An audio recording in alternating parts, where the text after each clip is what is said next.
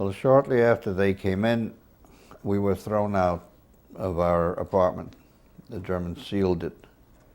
And we were left with very little, practically nothing. We stayed with my mother's brother and his family for a while, and then eventually moved into the ghetto. My father's brothers and sisters ran to the Russian side, and they unfortunately lost their lives there.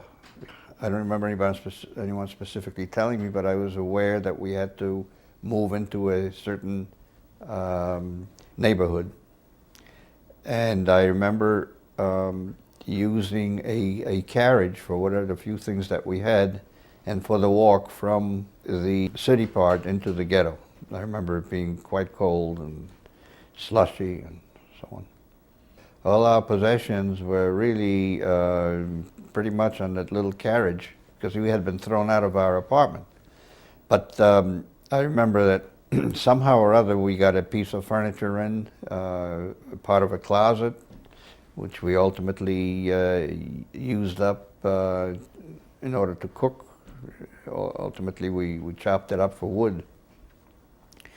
I remember that there were 2 beds,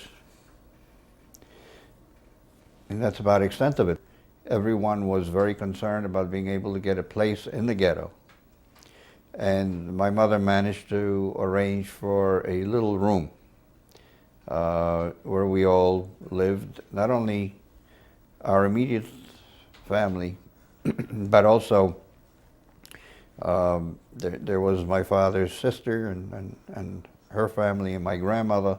Initially, everybody came to our tiny little place until they got situated somewhere else. There was no water in the apartment. I was the water carrier.